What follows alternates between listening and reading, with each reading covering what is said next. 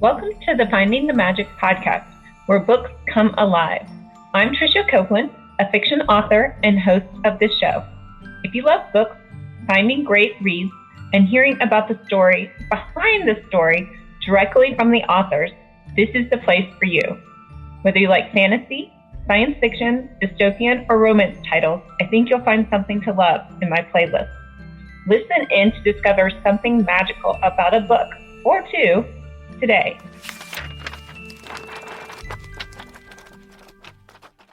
Welcome, James.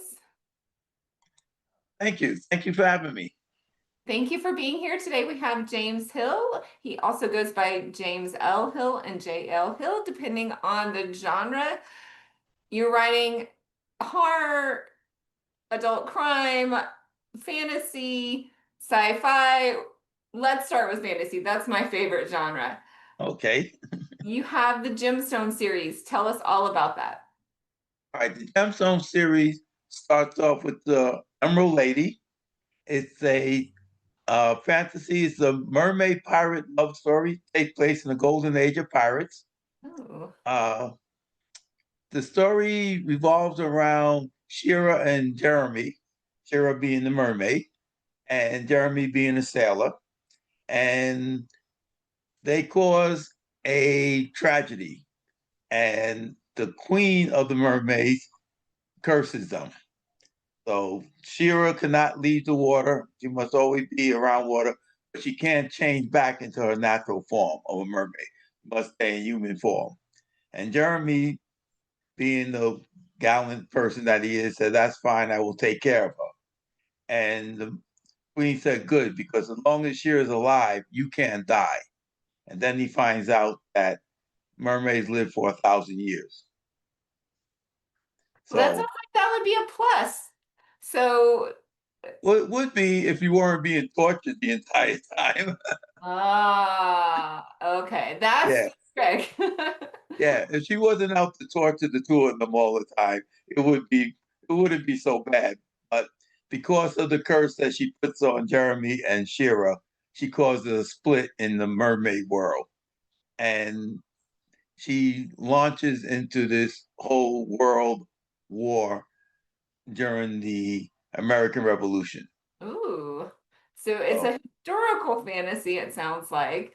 Yes, they are historical fantasies. Ooh.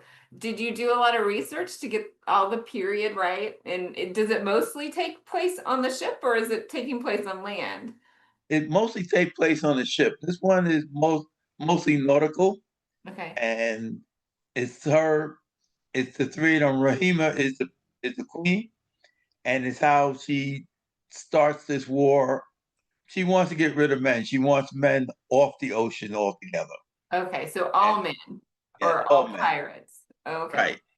And because she takes Shira and Jeremy and drops them in different parts of the world as part of this torture, the other mermaids, Abaresh, who happened to be her older sister, goes to the dragon, the last dragon, and asks him to find the girl and find the guy. And so, in order for him to do that, he's going to tell him where the other dragons are that they had captured over the centuries. Ooh. So and she's going to release the dragons. Ooh, let him know where they're at. Yes. Wow, mermaids, pirates, dragons. So are they trying to break the curse? Do they think they can break the curse by getting Shira and her love back? Well, the only one who could break the curse is Rahima. Okay. So, but she causes this war between men, mermaids, and they release the dragons back into the world, which Rahima is dead set against, since it took them so long to capture them all. And so we go into book 2, which I just finished and is now published. The Ruby Cradle. Ooh, okay. Ruby Cradle, yes. Well, here, this is the book cover for Emerald the Lady. Emerald Lady. Is the Emerald Lady the name of the ship? Yes. Oh, neat. Okay. Yes. And then the Ruby Cradle is because the dragons were reduced to a ruby-like existence. So they would turn into this rock-like format when they lose power, and that's how they managed to trap them and then put them away somewhere. Okay. So in the second book, have the dragons been released then? Yes, the dragons are now released, and Zabella, who is Jeremy and Shira's daughter, is now must go back and find out how they captured or how to get rid of the dragons altogether.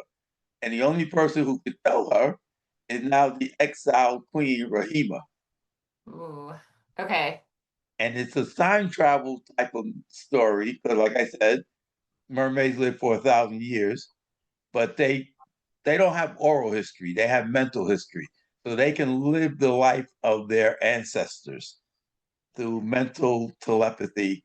And so they send Zabella to Rahima for her to find out how they originally captured the dragons and what the secrets of the dragons is. And so we go back to the age of castles. So the Ooh. first book is in the golden age of piracy. And now the second book is sort of like a prequel continuation to the story. And we go into the age of castles around 1066, which, if you remember your history, 1066 is the Battle of Hastings, Oh, okay. when the English then lost England to um, the Vikings and the Norsemen. William the Right. Conqueror is the one who winds up on the throne, and that's when England stopped being ruled by the English. I love history. History's fun to read. It's fun to go through and look up the stories and who did what and how and when. And so the Ruby Cradle takes us through um, somewhat of the Dark Ages. Okay. Interesting. So the people that I guess they released the dragons, but are the dragons causing problems? Is that why they want them back? Oh yes, the dragons are nothing but trouble. Okay. In this series, the dragons are pretty much our bad guys. Okay. They're the bad guys. I like dragons. Uh, the Rock Hill Publishing Company has a dragon for a logo, so I like dragons. So, but in this instance, the dragons are our quintessential bad guy. And actually, they're not really bad guys as in evil, although they are killing and destroying and causing wars on their own, but it is their nature. Right. Yeah. I mean, they're dragons. It's like you can't blame a tiger if you put a chicken in front of it, right? Yes, precisely. Where did you come up with the idea for these stories? uh, I wanted to write a fantasy. I haven't written fantasy. I was doing sci-fi, and I wrote a lot of sci-fi short stories. And Pegasus was the first novel I actually wrote. And then I wrote the Killer series, which is adult crime stories about the mafia and gangs in New York from the 70s to the 90s. And then I wanted to write something fantasy. I decided, let's break out of this and let's do some other stuff here. And so I like mermaids. I like pirates. I love pirate stories and all that kind of stuff, swashbuckling. And so I started off with the Emerald Lady. And halfway through that story, I realized it was going to be a much bigger story than just one book.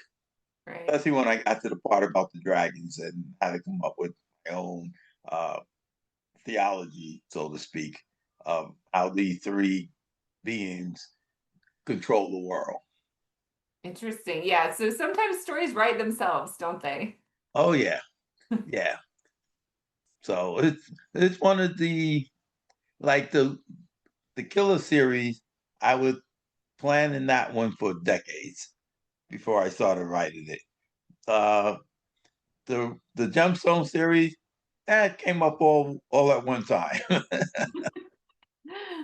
One day I start writing it, and then I get about halfway through, and I say, "Oh, this is going to be a 3-book series. I want to write 2 more books after this one, so it's So you just the know way where it the is next, sometimes. sorry, so you know where the next book is going. Can you tell us a little bit about that? Okay, the next book is going to be The Diamond Warrior. So therefore, now you know why it's called the Gemstone series. Yeah, the Emerald Lady, the Ruby Cradle, and finally the Diamond Warrior, because Isabella must find a champion to fight the dragons, and they the mermaids don't want to kill anything, but the dragons, just putting them back into the cradle and just reducing them back doesn't really solve the problem, because they can still influence men. Even though they're not in the world, they are still in the world. So she the idea is, does she kill the dragons? Mermaids are against killing. That's what Rahima's big problem was. He caused this war that also killed mermaids. And so it's the idea, okay, so what do we do? We we the dragons are supposed to be immortal. So only another dragon can kill a dragon, and then it absorbs its power and its spirit, and then it becomes a greater dragon. So, but is there a way to kill them? Can we really get them out the world altogether? And like I said, it's their nature to be destructive. And so I'm being a little bit vague on this, but it's you have to read the book to understand where the dragons come from, and and how the 3 beings actually are supposed to control the world. Right. Interesting. No, you don't want to give everything away because then we won't be surprised or excited when we read it, Yes. right? So it sounds like you've written lots of books. What is your background? Do you have a background in literature? My background, yeah, well, I started writing, like I said, sci-fi really, but I started writing like comics.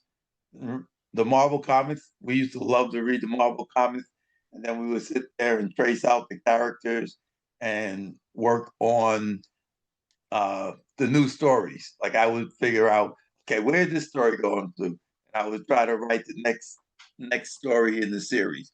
Never got them right, but that was my beginning of me becoming a writer. And I always had great ideas in my head. I always had these characters. In fact, my father used to say, I talk so much, I talk to myself. But that was because I always had characters in my head, and I was always working on stories. So I'd be sitting there talking to myself, talking to my characters. They're talking to each other, and that's where. So I guess I was always a writer. I was always in the storytelling mode. Right. Yeah. So my friends make fun of me because I can't tell them something without telling them the story. And I kind of see their eyes kind of roll because I know they're like, okay, she's starting another story. So I think authors are just like that. Like we need to tell the story, right? Yes, and sometimes I'd be sitting there talking, and people are, huh? You talking to me? I'm like, oh no, no, no, I'm not talking to you. And they're like, well, then who are you talking to? Because there's only me and you here. And I'd I'm be just figuring laughing. out my next book. Don't Yeah, pay any attention to me, yeah. right? I'll be like, no, there's quite a few more people here. So what So, is the age range for this fantasy series? oh, this one runs from about teenagers on up. It's nothing too graphic in any of the sci-fi or fantasies. So you can anybody from about 15 or so, 14, 15. I started writing The Emerald Lady, and my grandson was like 7 or so at that time. So I'm thinking, all right, this might be, pirate adventure story. It might be good. Let me bounce it off him and see what he says. And the first part of the story, I'm talking about the boy who's Jack, who's on the ship and everything. And I said, and his father died, and he had to make a crossing wage to make sure the family survived. And he said, his father died, and he got up and ran out the room. Oh, so you I'm might a like, little bit older than 7. I'm like, yeah, 7 years old, not gonna help.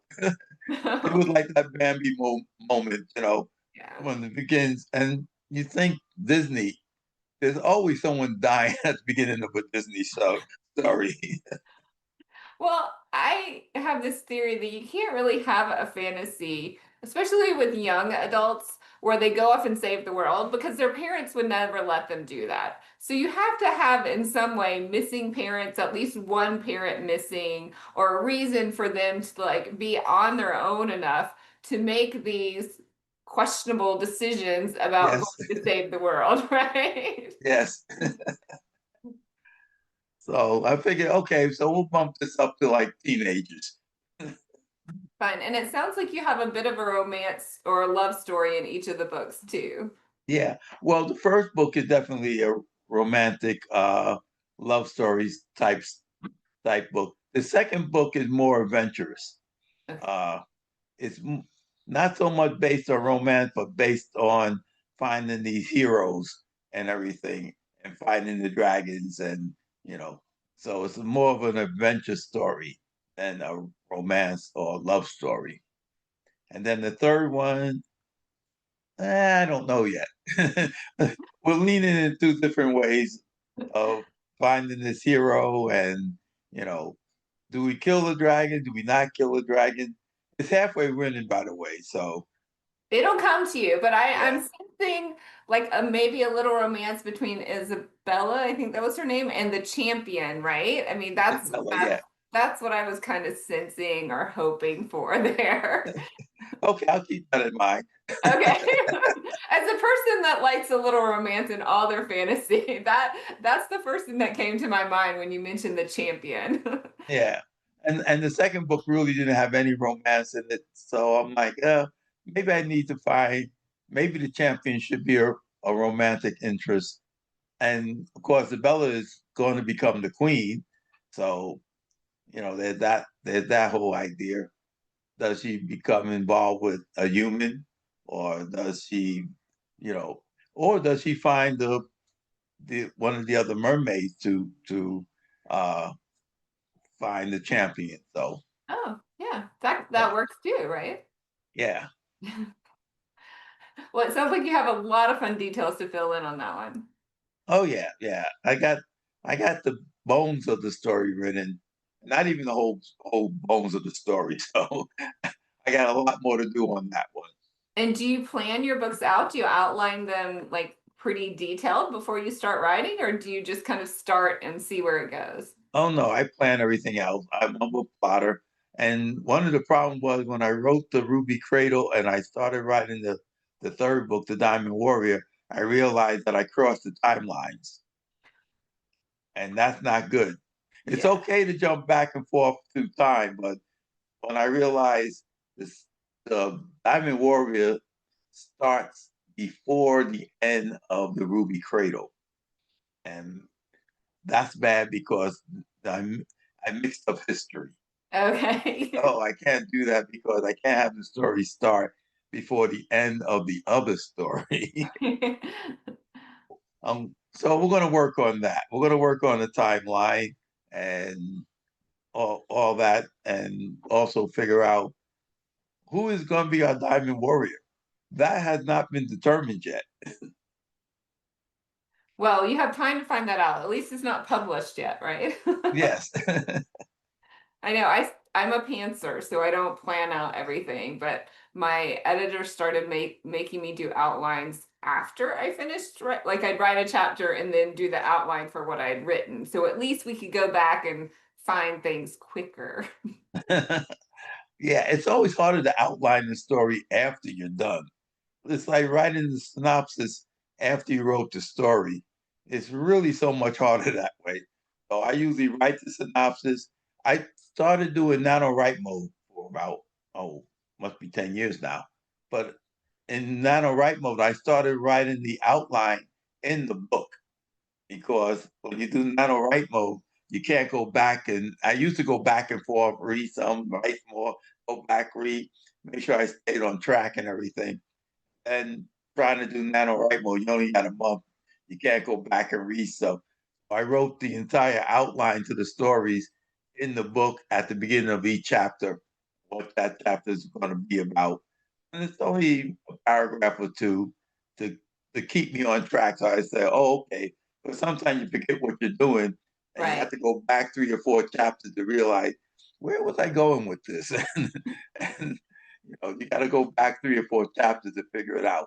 So if you write your outline and outline your entire story and make it easy to find, so stick it in the book, makes it easy to find, and then you can just keep going instead of going back and forth. And then after you get it all written, you can go back and forth and tweak and play within it.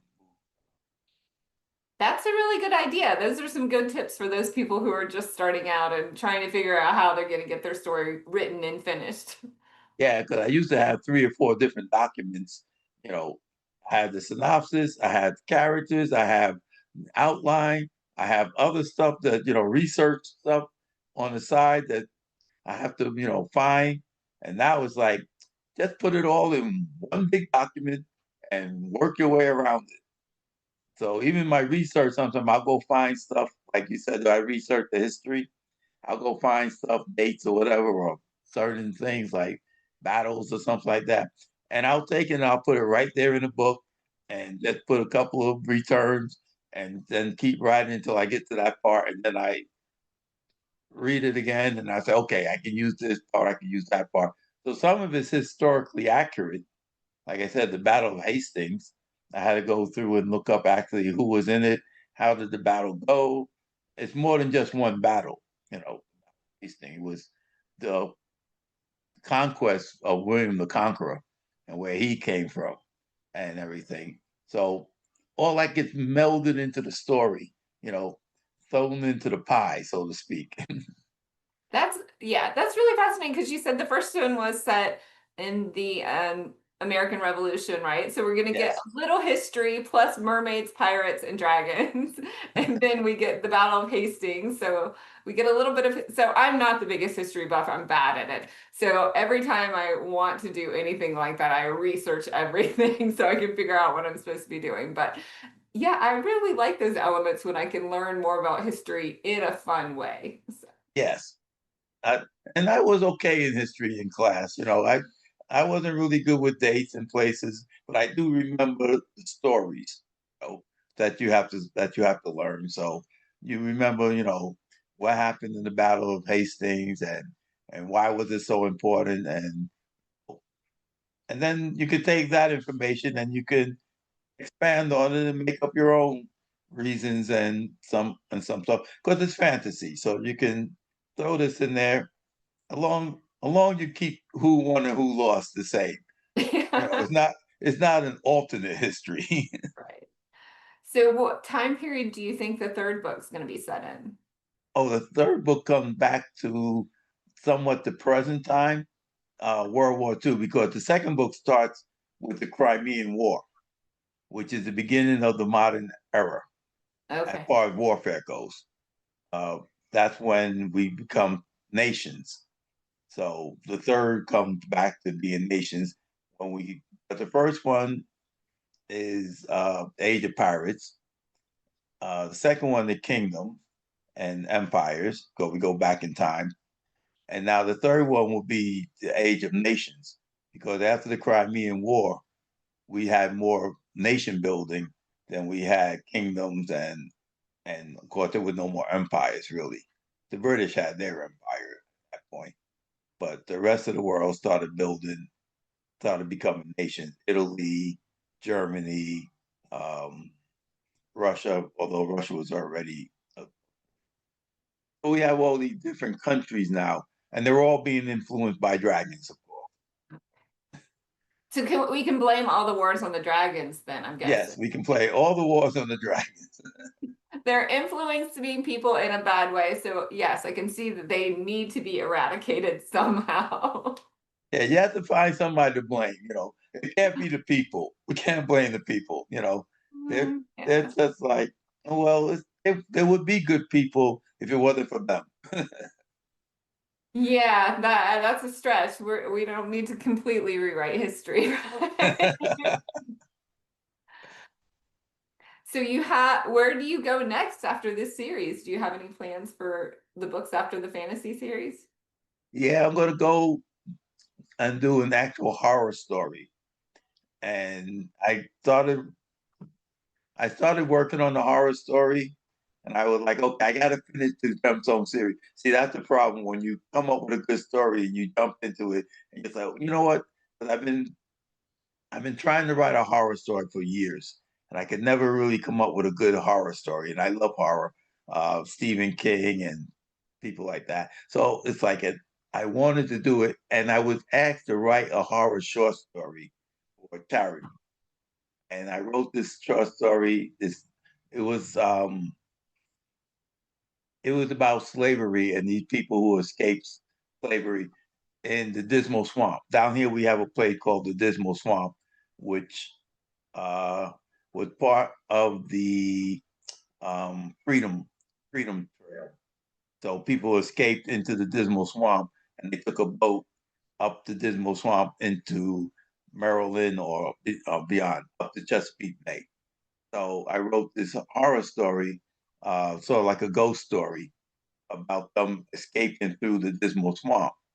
And after that, the floodgates open, and here comes this horror story. And I had a great idea for a vampire and witchcraft, and so I started writing that and everything. And I was like, okay, first I got to finish the Ruby Cradle. I got to finish the Gemstone series. So after I do that, I'm going to go and finish uh, called The House of Sun and Shadow. Ooh, I love vampires, so I will be in for that too. And I feel the same way. Like if I write a short story, most of my series have come from short stories, whether I was like challenged to do one in an anthology, or just had a random, and actually most of them have been come from anthology books. Like somebody asked me to write in an anthology and I wrote a short story and I was like, oh, I love this character. I have to do more with them. So let's make it a whole series. Yep. So yeah, so that gave me that because I haven't written horror in so many years. I wrote a couple of horror short stories. In fact, after I did that, I went tearing through my stuff to see if I could find my old story that I wrote, and I can't find it. And I had not lost my computer, but at some point, your computer crashes, so you don't have that information anymore. And I was looking on all the drives that I have. I'm a computer programmer, by the way. Okay. I have I have hard drives and disks and stuff, which of course the disks are no good because we don't have those type of drives anymore. So, but I couldn't find the story that I had done before. A couple of different stories. I did a couple of short stories, so I found that, and I was going to put these short stories into an anthology for myself.